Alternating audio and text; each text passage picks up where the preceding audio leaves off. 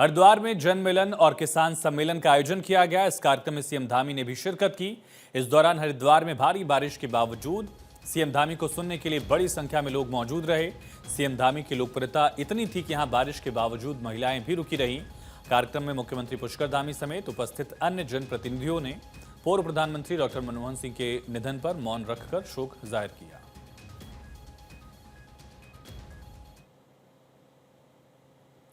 भारत के पूर्व प्रधानमंत्री डॉक्टर मनमोहन सिंह के निधन पर कांग्रेस पार्टी ने कांग्रेस भवन में शोक सभा का आयोजन किया, जिसमें पूर्व प्रधानमंत्री मनमोहन सिंह की तस्वीर पर पुष्पांजलि देकर उन्हें भावपूर्ण श्रद्धांजलि दी गई।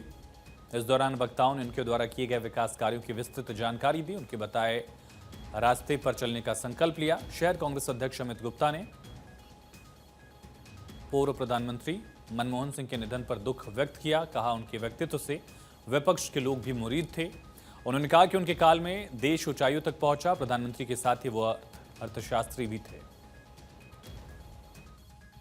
देखिए, आज पूरा देश और कांग्रेस परिवार बहुत ही शोकाकुल है। आज हमारे देश के पूर्व प्रधानमंत्री और हमारे देश के सबसे बड़े अर्थशास्त्री कहे जाने वाले और विनम्र स्वभाव के हमारे प्रधानमंत्री मनमोहन सिंह जी का कल रात देहांत हो गया। आज पूरा कांग्रेस परिवार जगह जगह उनके श्रद्धांजलि कार्यक्रम कर रहा है। हमारा सिर्फ यही कहना है कि ऐसे महापुरुषों के जीवन को यथार्थ करते हुए, उनका जीवन से प्रेरणा लेते हुए हमें आगे बढ़ना है। उनके बताए हुए रास्ते पर हमें आगे बढ़ना है और पूरा मसूरी शहर कांग्रेस परिवार विनम्र आंखों से हमारे पूर्व प्रधानमंत्री मनमोहन सिंह जी को श्रद्धांजलि अर्पित करता है। देश के पूर्व प्रधानमंत्री डॉक्टर मनमोहन सिंह के निधन पर उत्तराखंड में भी 7 दिन का राजकीय शोक घोषित किया गया। आदेश के मुताबिक राज्य में तिरंगा आधा झुका रहेगा। राज्य सरकार की ओर से किसी मनोरंजक कार्यक्रम का आयोजन नहीं किया जाएगा। बता दें, पूर्व पीएम डॉक्टर मनमोहन सिंह का 92 साल की उम्र में दिल्ली के एम्स में गुरुवार रात को निधन हो गया। देश के प्रधानमंत्री रहे वो। उनके निधन के बाद देश में शोक की लहर है। बड़कोट नगरपालिका अध्यक्ष पद के लिए वरिष्ठ पत्रकार और सुनील थपलियाल ने आज अपना नामांकन का पर्चा दाखिल किया। नगरपालिका अध्यक्ष के लिए नामांकन दाखिल करते समय पत्रकारों के सामने आकर पहले नगरपालिका बड़कोट की जनता का आभार जताया। कहा, उन्होंने विकास मेरी पहली प्राथमिकता रहेगी। बताया कि बड़कोट नगरपालिका की समस्याओं के लिए संघर्षरत हैं, जन समस्याओं को उठा रहे हैं। ये भी कहा, नगरपालिका बड़कोट में पंपिंग योजना की स्वीकृति के लिए सड़क से लेकर न्यायालय तक लड़ाई लड़ेंगे। काम कर रहे हैं वो, उसमें सफल भी हुए हैं।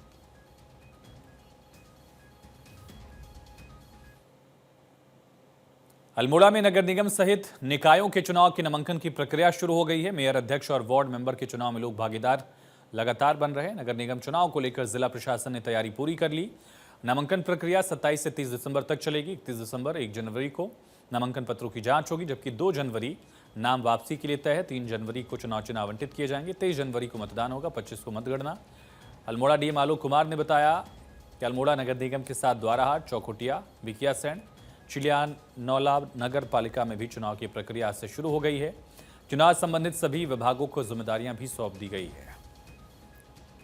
देखिए, नगर निगम और नगर पंचायत तो दोनों के चुनाव शुरू हो चुके हैं। आज से नामांकन की भी कार्रवाई शुरू हो गई है और हम लोगों ने इसकी पूरी तैयारी कर ली है। यहाँ अरेंजमेंट किए गए हैं एसएलओ ऑफिस में। जो हमारे सभासद हैं, पार्षद हैं, उनका जो है नामांकन किया जाएगा और एडीएम का जो कोर्ट है उसमें मेयर के पदों का नामांकन होगा।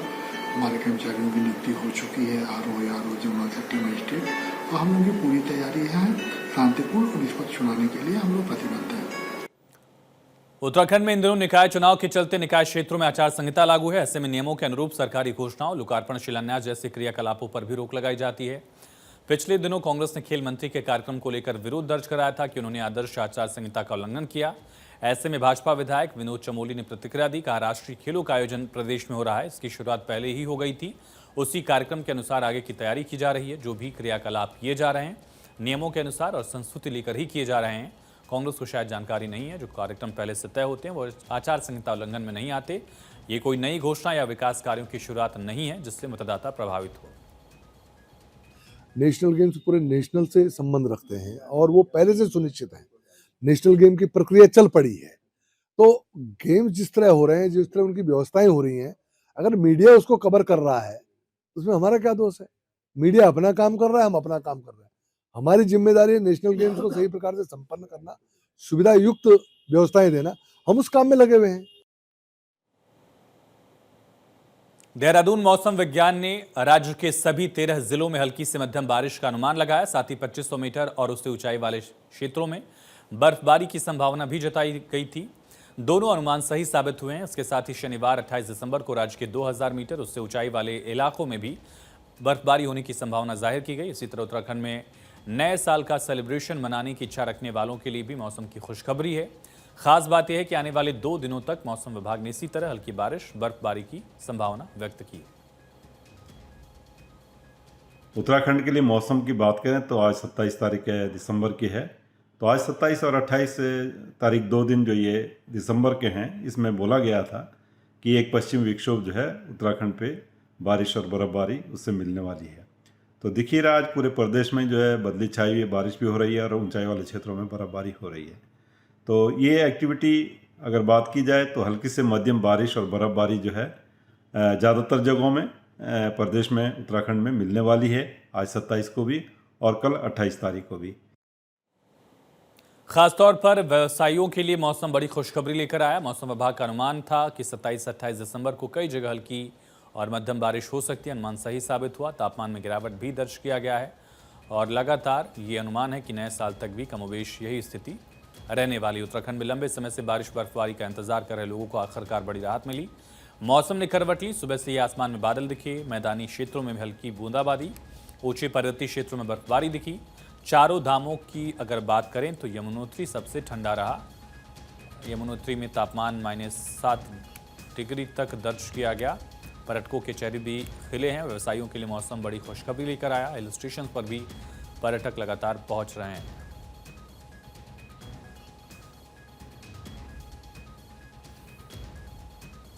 तो चारों धामों का तापमान आप देख रहे हैं। यमुनोत्री सबसे ठंडा है, -7 डिग्री न्यूनतम तापमान दर्ज किया गया।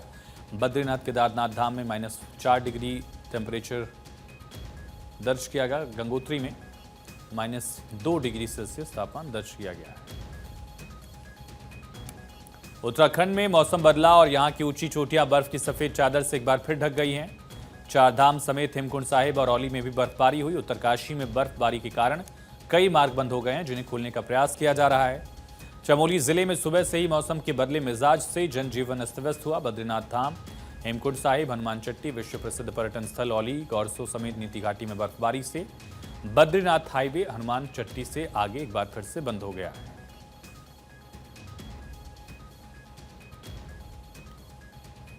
गणतंत्र दिवस परेड 2025 के लिए नई दिल्ली में कर्तव्य पथ पर प्रदर्शित की जाने वाली झांकी में उत्तराखंड की झांकी साहसिक खेल का भारत सरकार द्वारा फाइनल सिलेक्शन कर लिया गया है।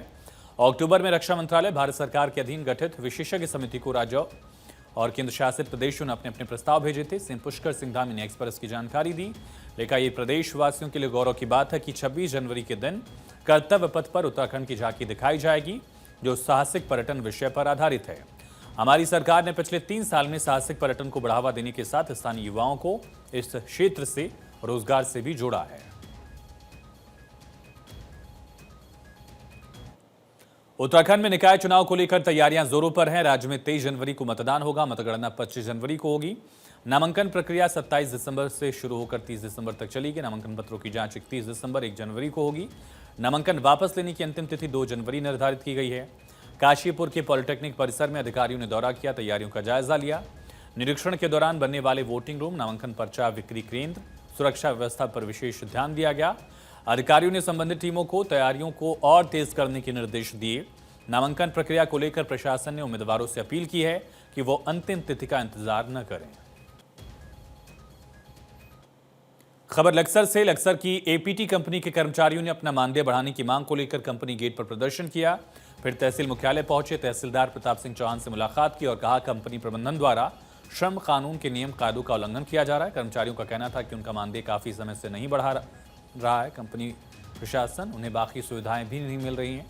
कर्मचारियों ने कहा जब तक मानदेय नहीं बढ़ाया जाएगा तब तक कंपनी में हड़ताल करेंगे। इस पर तहसीलदार ने मामले की जांच कर समस्या का समाधान करने का भरोसा दिया है।